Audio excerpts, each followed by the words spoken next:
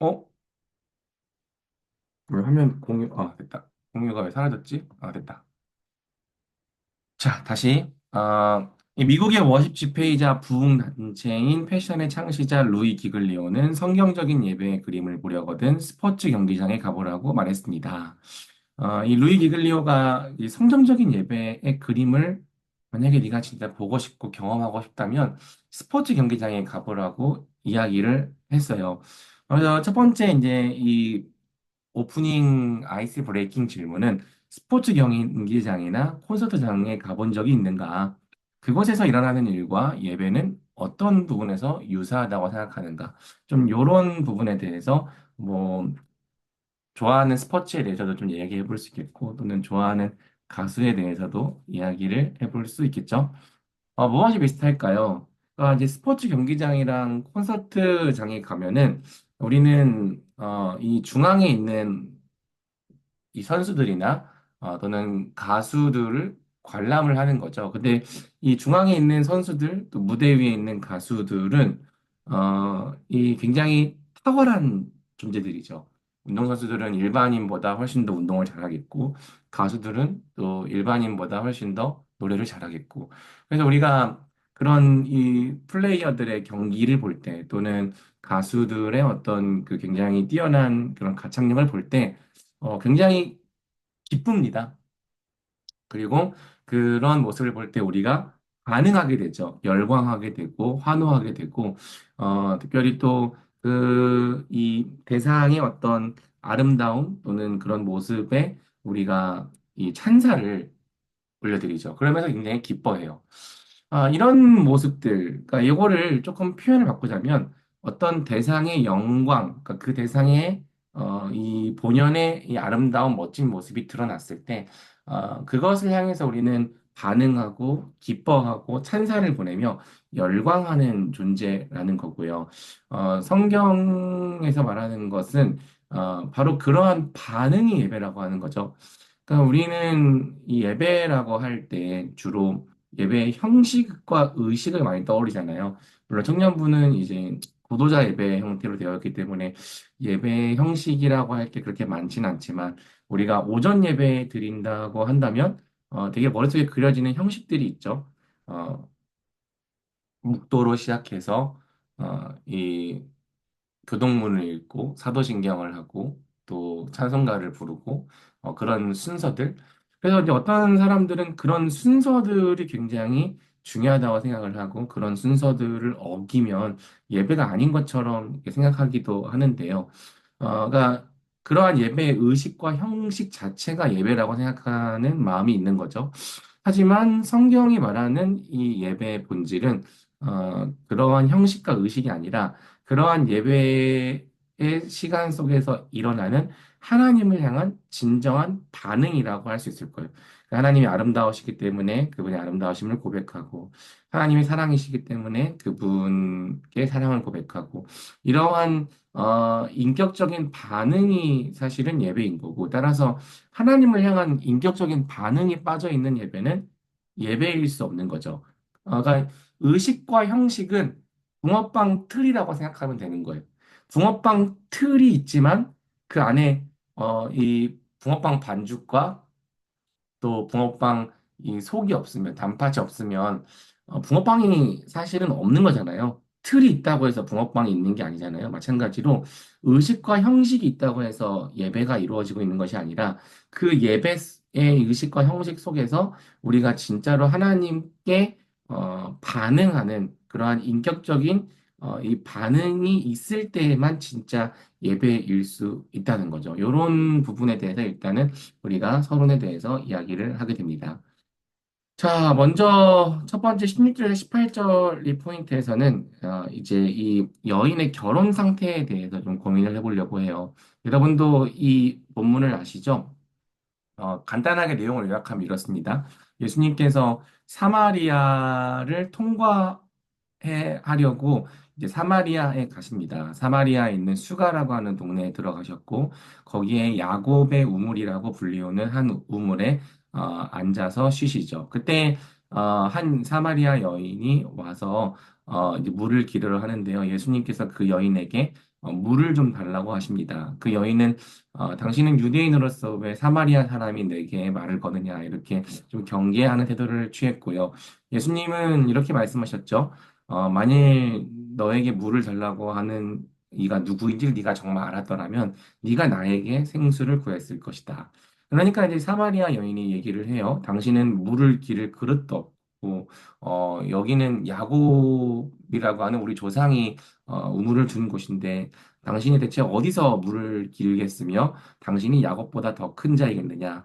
예수님께서 말씀하시죠. 이 물을 마시는 자마다 다시 목마르려니와, 내가 주는 물을 마시는 사람은 영원토록 목마르지 아니하리라. 자, 그러면서 이제 이 여인이 그렇다면 그 물을 나에게 달라고 하는데 예수님께서 갑자기 주제를 바꾸세요. 가서 네 남편을 불러와라. 여인은 남편이 없다고 말하죠. 예수님께서 이렇게 말씀하십니다.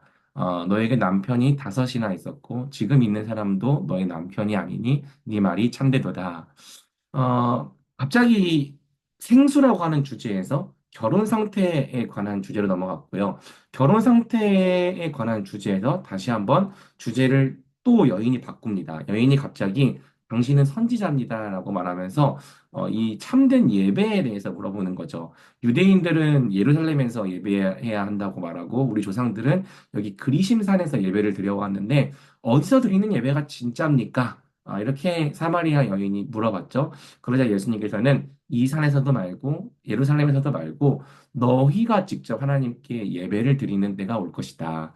아버지께 참되게 예배하는 자들이 영과 진리로 예배하는 때가 올 거고 우리 하나님은 바로 그렇게 예배하는 자들을 찾고 계신다라는 내용으로 흘러갑니다. 그러니까 지금 보면은 주제가 일관성이 없어 보여요. 첫 번째는 생수에 관한 주제, 두 번째는 여인의 결혼 상태에 관한 주제, 세 번째는 예배에 관한 주제. 그래서 많은 분들이 이 본문을 하나로 통합적으로 읽기보다는 뭐 필요하다면 생수에 관한 본문만 따로 인용하고 또 필요하다면 예배에 관한 본문만 인용을 하지 이걸 다 함께 한 이야기로 읽지는 않는 거죠.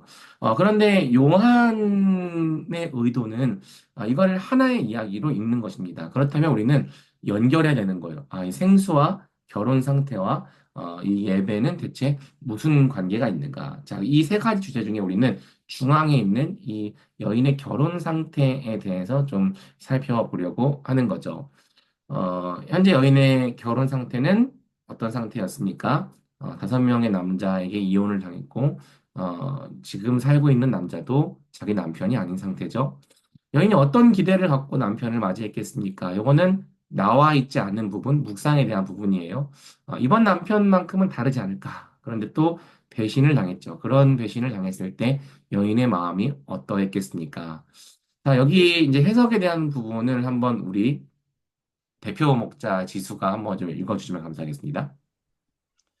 전통적인 관점에서 여인은 남편을 계속 갈아치운 부도덕한 여인으로 여겨지지만 사실 고대 근동 사회에서 여인이 자기 입맛에 따라 남편을 계속 갈아치운다는 것은 불가능한 일이었습니다. 오히려 여인은 5명의 남편에게 버림을 받은 불쌍하고 비참한 여인이라고 할 수 있습니다. 하지만 여인을 그저 불쌍하고 비참한 여인으로만 이해하는 것은 본문의 의도가 아닙니다. 여인은 남편이 바뀔 때마다 이번 남편만큼은 다를 거야 기대와 소망을 품었습니다. 그러나 그녀의 기대는 배반을 당했습니다. 배반을 당하면서도 여인은 또 이번만큼은 다를 거야 다른 남자를 만났습니다. 그러나 그녀의 기대는 여지없이 또 배반을 당했습니다. 무려 5번이나 여인은 그렇게 배반을 당했습니다. 부모는 여인의 모습을 통해 잘못된 대상을 인생에서 가장 큰 가치로 삼고 예배하는 자는 언제든 그 대상에게 배신을 당할 위험에 처했음을 우리에게 보여줍니다. 사실 우상은 그 자체로 좋은 것인 경우가 대부분입니다. 남편, 아내, 자녀, 가족, 돈, 건강, 실력, 성공, 모두 그 자체로는 좋은 것이지 나쁜 것이 아닙니다. 그러나 좋은 것들 중 하나여야 할 것들이 갑자기 내 삶에서 무엇과도 바꿀 수 없는 최고의 가치로 둔갑할 때 그것이 다른 가치들을 모두 짓밟고 군림하는 우상이 됩니다. 우리는 그 우상을 위해 다른 모든 가치들을 포기하고 희생시켜 가면서까지 우리의 삶을 드렸지만 그 우상은 우리를 구원해 주지 않습니다. 우리의 믿음과 기대를 배신합니다. 우상 자체에 어떤 악한 의도가 있어서 그런 것이 아니라 원래부터 그 대상은 우리를 구원할 신이 될 수 없는 대상이었기 때문입니다. 그저 좋은 것 정도로만 바라보았으면 괜찮았을 대상에 오직 신만이 행할 수 있는 구원자의 역할을 부여했기 때문에 우리는 배신을 당합니다. 그리고 우리가 믿었던 신을 잃어버렸기 때문에 우리는 인생의 가장 중요한 것을 잃어버린 사람처럼 좌절과 절망에 빠지게 됩니다. 네, 감사합니다. 사실 뭐 남편의 사랑을 기대하는 것 자체가 뭐 악한 일이라던가 그런 건 아닙니다. 그런데 이제 본문이 이 보여주고자 하는 게 뭐냐면 예배에 대한 주제잖아요. 사실은 이 여인은 이 남편을 통해 구원을 받기 원했고 또 그런 기대를 갖고 나아갔지만 무려 5번이나 그 기대로부터 배신을 당했던 굉장히 불쌍한 여인이죠. 그러니까 세상 사람들은 이렇게 얘기할 수도 있을 거예요. 이 여인은 너무 운이 나빴다. 그러니 조금 더 괜찮은 남편을 만나기만 했다면 남들만큼 평범하게 행복하게 살 수 있을 텐데 어, 근데 사실 이 여인은 그러니까 남들은 한 번, 2번 실패해도 굉장히 비참한데 5번이나 실패했으니 굉장히 운이 없고 비참한 여인이 맞죠. 근데 이제 그저 불쌍한 여인으로만 바라보는 것이 본문의 의도는 아니고요. 이것은 어떤 대상을 우리 인생의 이 구원의 근거 또는 구원자로 바라볼 때 우리가 언제든 그 대상에게 배신을 당할 수 있다라는 것을 우리에게 보여주는 본문으로 이해해야 된다 이렇게 설명을 하고 있는 것입니다. 그러니까 사실 우상은요 그 자체로는 좋은 것인 경우가 대부분이에요. 남편, 아내, 자녀, 가족, 건강, 돈, 실력, 성공 그 자체로는 그냥 좋은 것이지 나쁜 것이 아닌데 이게 언제 우상이 되냐면 이 중에 하나가 갑자기 내 삶에서 무엇과도 바꿀 수 없는 최고의 가치. 이게 우리를 구원해 줄 거야. 이게 나를 중요한 사람으로 만들어 줄 거야.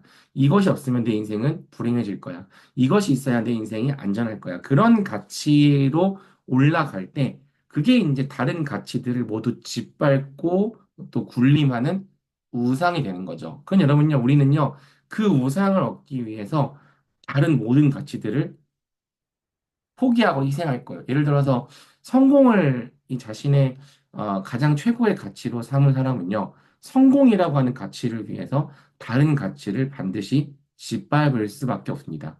그러니까 성공과 가족이라고 하는 가치가 부딪히면 가족을 버릴 거예요. 성공과 어떤 사람의 이제 인간 관계라고 하는 가치가 부딪히면 인간 관계를 희생시킬 거예요. 성공과 심지어 자기 건강이라고 하는 가치가 부딪혀도 성공이 더 최고의 가치. 이것만 내가 이룬다면 내 인생은 바뀔 거야 라고 믿는 사람은 자기 건강을 희생시킬 거예요. 심지어 성공이 최고의 가치에 올라가 있는 사람은 하나님의 말씀이 그것을 금한다고 하더라도 하나님의 말씀을 범하지 성공이라고 하는 가치를 버리진 않을 거예요. 그래서 그게 우리 인생의 우상이라는 거죠. 근데 이 우상이 왜 우리를 배신하는가? 물론 때로는 우리의 의도를, 우리의 소원을 들어주는 것처럼 보이는 때도 있습니다. 그런데 우상이 나를 구원해 줄 거라고 믿고 따라갔던 사람들은 어느 순간에 그 우상으로부터 배신을 당하죠. 그 왜 그런가? 우상 자체에 어떤 막 악한 신이 깃들어 있어서 그런 게 아니라 원래부터 그 대상은 우리를 구원할 수 있는 신이 될 수 없는 대상이었기 때문이다. 그러니까 그저 좋은 것 정도로만 바라보았으면 괜찮은 세상에 신만이 행할 수 있는 구원자의 역할을 부여한다면 우리는 배신을 당하게 되는 거죠. 참 그래요. 그러니까 자녀를 자기 인생의 최고의 가치로 두는 사람들이 오히려 자녀에게서 굉장히 많은 상처를 받죠. 그냥 자녀는 내 인생에 참 좋은 것이고 하나님께 주신 감사한 것, 그러니까 내가 사랑해야 될 대상 이렇게 바라보았으면 사실 자녀와의 관계가 더 원활했을 거예요. 자녀가 때로는 부족한 모습을 보인다고 하더라도 막 인생의 전부를 잃어버린 것처럼 낙담하거나 실망하지는 않았겠죠.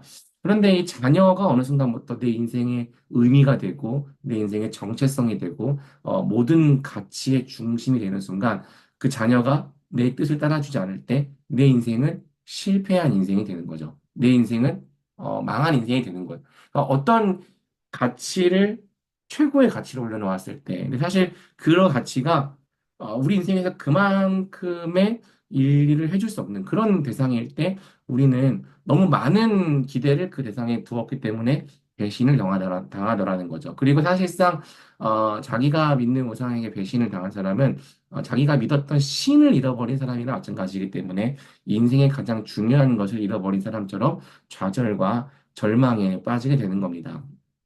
그래서 이 리차드 백스터라고 하는 팀 켈러 목사님이 하신 말씀이군요. 슬픔과 절망의 차이를 얘기를 해요.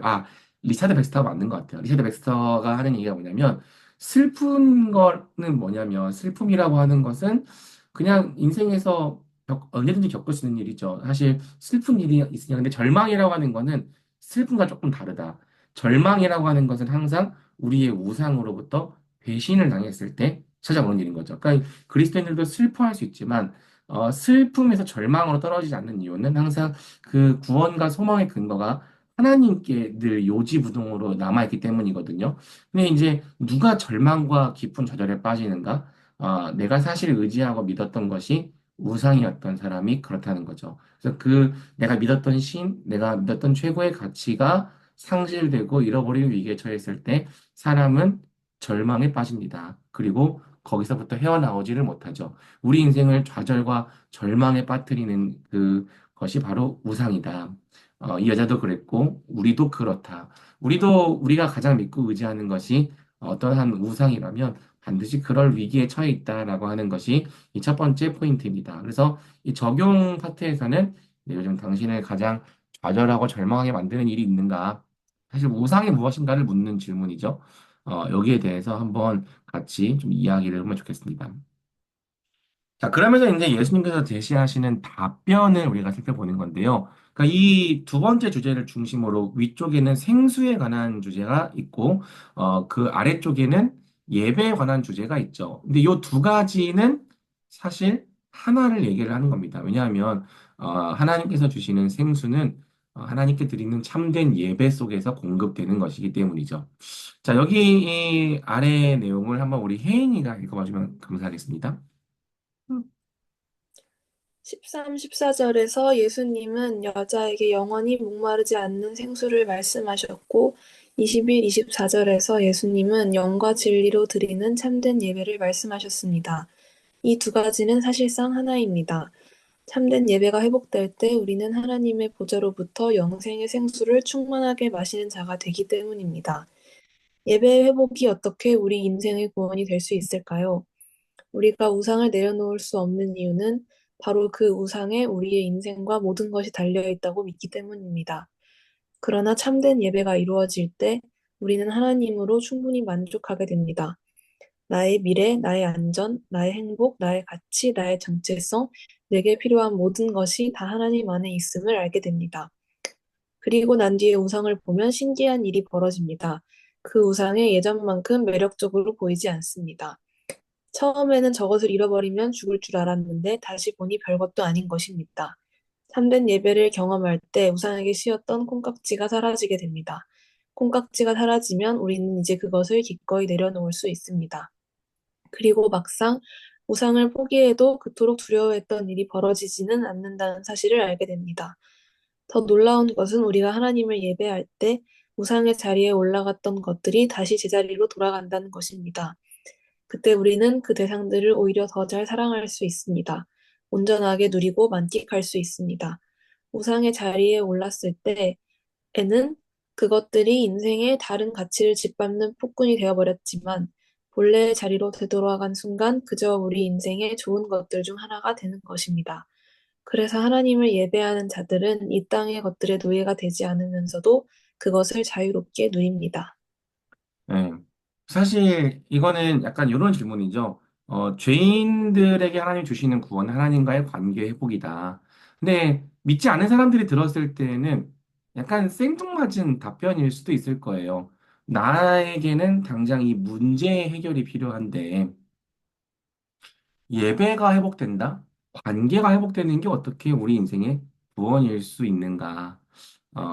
실제적인 어떤 문제 해결을 바라는 사람에게 예배 회복이 답이라고 말하는 것은 그렇게 어, 와닿는 답이 아닐 수도 있는 거죠. 그런데 성경이 말하는 것은 예배가 답이라는 것입니다. 왜냐하면요, 이 예배로부터 우리가 참된 생수를 흡족히 공급받게 되기 때문이죠.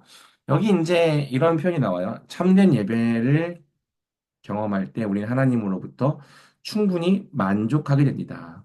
나의 미래, 나의 안전, 나의 행복, 나의 가치, 나의 정체성, 내게 필요한 모든 것이 다 하나님 안에 있음을 알게 됩니다. 그럼 전에는 이게 어디 있다고 생각했나요? 이게 이제 다른 것, 누군가는 그게 돈이라고 할 수도 있겠고, 누군가는 이게 사랑하는 연인이라고 생각할 수도 있겠고, 누군가는 어떤 일의 성취라고 생각할 수 있겠죠. 거기에 이 나의 미래, 나의 안전, 나의 행복, 나의 가치, 나의 정체성이 있다고 생각했었던 건데, 하나님을 만나고 하나님을 예배하게 되면은, 내게 필요한 모든 것이 사실은 거기에 있는 것이 아니라 하나님께 있구나라는 걸 알게 된다는 거예요.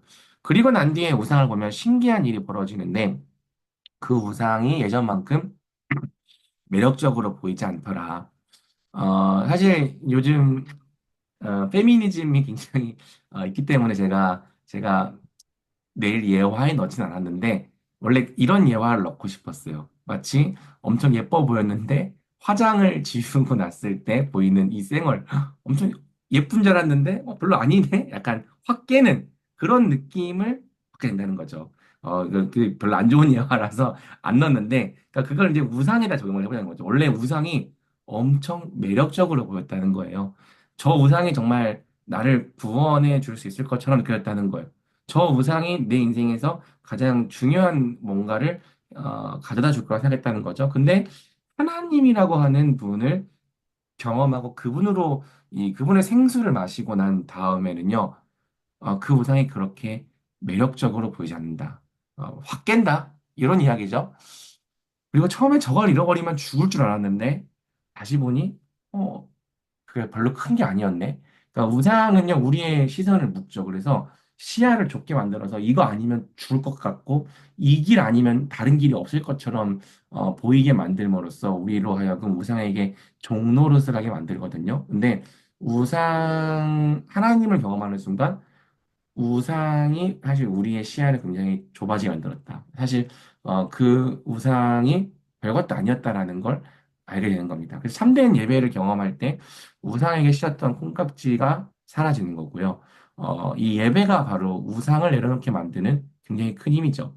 그리고 여러분 막상 우상을 포기해도 그토록 두려워했던 일이 벌어지지 않는다는 사실을 우리는 알게 되는 거예요. 이건 약간 이런 비유를 할 수 있을까요? 우리가 절벽에 매달려 있단 말이죠. 와, 이거 떨어지면 죽어. 떨어지면 죽어. 왜 날 안 살려주십니까?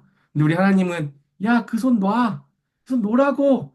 주님, 절대 못 놓습니다. 우리는 그러고 있는 거예요. 근데 딱 손을 봤더니 와, 나 떨어져 죽는다 했는데 한 50cm 아래 바닥이 있는 거죠. 안 죽었네.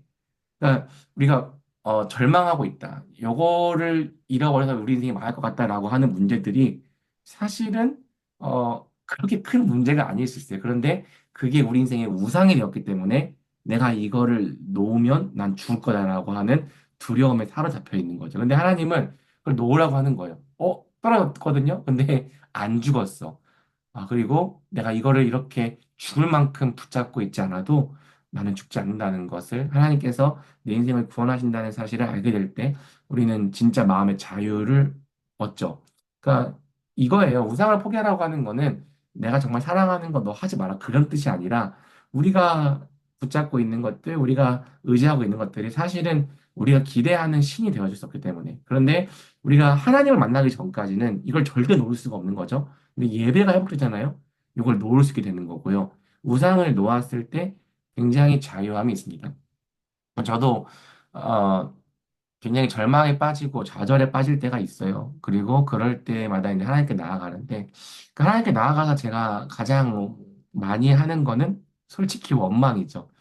하나님 도대체 제 인생에 왜 이렇게 하십니까? 이게 나한테 얼마나 중요한지 아시면서 이게 얼마나 나한테 중요한 문제인지 아시면서 이게 얼마나 나한테 꼭 필요한 것인지 아시면서 어떻게 하나님 나한테 이러실 수 있습니까? 그렇게 원망하고 불평할 때가 많은 것 같아요. 그런데 기도하다 보면은 기도가 바뀌어요.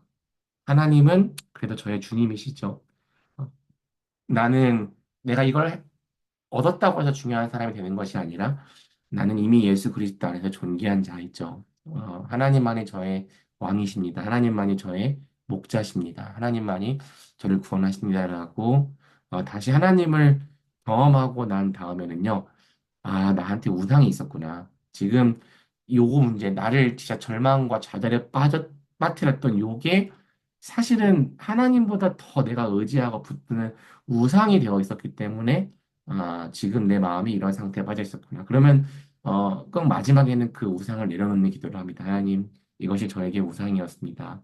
제가 하나님보다 이것들을 더 사랑했는데 이것들을 내려놓고 다시 하나님만을 바라보게 해주세요. 그렇게 기도하고 난 다음에는요, 굉장히 마음이 평안함을 느껴요. 굉장히 평안함을 느끼고, 그리고 잃어버렸던 용기와 또 확신이 회복되는 것을 경험하는 거죠. 놀라운 건 뭐냐면은, 이렇게 우상을 내려놓잖아요. 그러면은 우리는 그 대상들을 더 잘 사랑할 수 있다는 거예요. 이 놀라운 거죠. 그러니까 돈이 우상이었을 때는요, 돈을 선용하지 못해요. 근데 돈이 우상이 되서 내려오는 순간 우리는 돈을 하나님의 뜻대로 더 잘 사용할 수 있습니다. 우리가 어떤 사람을 사랑할 때도 그렇죠. 사람이 우상이 되었을 때는요, 그 사람에게 집착하게 돼요. 그런데 그 사람이 우상이 되지 않는 이상 우리는 그 사람을 있는 모습 그대로 더 잘 사랑할 수 있습니다. 그러니까 우리 인생에서 그냥 좋은 것들 중에 하나여야 할 것들이 우리 인생을 막 컨트롤하는 주인의 자리까지 올라가면 우리가 종 노릇을 하게 되거든요. 근데 우리가 그것의 종으로부터 벗어나서 하나님을 우리 인생의 참 주인으로 섬기게 되면은 오히려 자유를 얻고 마땅히 그것들을 우리 삶 속에서 누리고 또 잘 사용할 수 있게 되더라.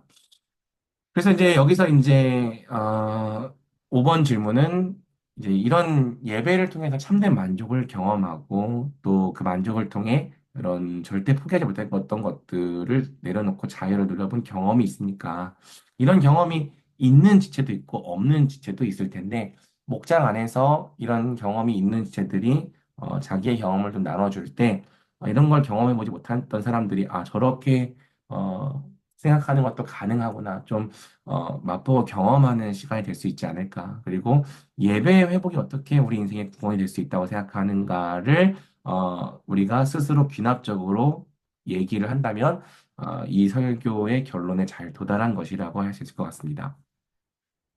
나가기 부분을 우리 소연이가 한번 읽어줄 수 있을까요?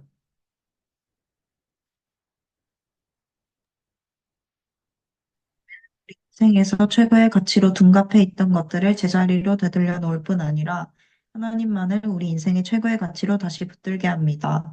그리고 하나님은 우상을 버리고 그분께 돌아오는 자들을 받아주십니다. 책임지시고 돌보아 주십니다. 이것은 성경 정체의 증언이기도 합니다. 성경의 모든 곳에서 우상을 버리고 하나님만 붙들었던 백성은 하나님의 크신 구원을 경험했습니다. 심지어 나오미처럼 남편과 아들을 잃고 회복이 도저히 불가능해 보였던 여인도 하나님께 돌아옴으로 참된 회복을 누렸습니다. 하나님은 당신을 능히 구원하실 수 있는 분이십니다. 생명의 주께로 나아오십시오. 당신은 영원히 목마르지 않는 참된 영생의 샘물을 마시게 될 것입니다. 네, 감사합니다. 어, 그러니까 예배 회복은 우상을 내려놓게 하는 것만으로 끝나진 않습니다. 그러니까 굉장히 그건 중요한 한 축인 거고요. 성경을 여러분들이 한 번이라도 진지하게 읽어봤다면, 특별히 구약 성경은 우상에 관한 문제를 굉장히 중요하게 다루고 있다는 사실을 여러분들은 보게 될 것입니다. 하나님께서 자기 백성을 이 이방의 손에 넘겨주시고 또 자기 백성을 징계하시는 대부분의 이유가 우상입니다. 그런데 하나님께서 자기 백성을 구원하시고 또 회복해 주시는 경우가 있습니다. 그것은 자기 백성들이 우상을 버리고 하나님께로 나아왔을 때인 거죠. 그래서 이 참된 예배는 하나님만을 최고의 가치로 붙들게 하는 것에서 끝나는 게 아니라 우리가 우상을 버리고 이제는 하나님께로 돌아가게 만드는 거죠. 그리고 우리가 하나님께 돌아왔을 때 그때부터 하나님께서 우리 인생에 역사하시는 거예요. 하나님을 우리 인생의 도움으로 삼고 하나님께 정말 매달리기 시작할 때 하나님만이 하실 수 있는 방법으로 우리를 구원하시는 거죠. 왜 우리를 내버려 두셨는가? 하나님은 우상을 붙잡고 있는 사람들에게 향해서는 대부분 침묵하시고 그가 우상을 내려놓을 때까지 기다리십니다. 그래서 사실 우리가 원망 불평하면서 절망하고 있는 그때는 어떻게 보면은 우리가 하나님보다 우상을 더 의지하고 있는 때라고 할 수 있겠죠. 하지만 우리가 하나님께로 돌아간다면 또 하나님께서 일하시고 역사하심을 보게 된다. 이것은 성경 전체의 증언이죠. 언제 하나님의 백성이 구원을 받았는가? 우상을 버리고 하나님께 돌아왔을 때 구원을 받습니다. 그래서 나오미도 그랬죠. 나오미도 남편과 아들을 잃어버렸던 회복이 도저히 불가능해 보였던 여인인데 하나님께 돌아왔을 때 참된 회복을 누렸잖아요. 마찬가지일 겁니다. 우리도 그럴 거예요. 또 본문의 여인도 그럴 것입니다. 하나님께 돌아갈 때 하나님은 우리 인생의 참된 목자로 삼을 때 그분은 우리를 구원하시고 또 우리 인생을 회복시킬 것입니다. 생명의 주께로 나아오라. 영원히 목마르지 않는 참된 영생의 샘물을 마시게 될 것이다. 이것이 제가 여러분에게 또 우리 공동체에게 나누고 싶은 복음입니다. 아,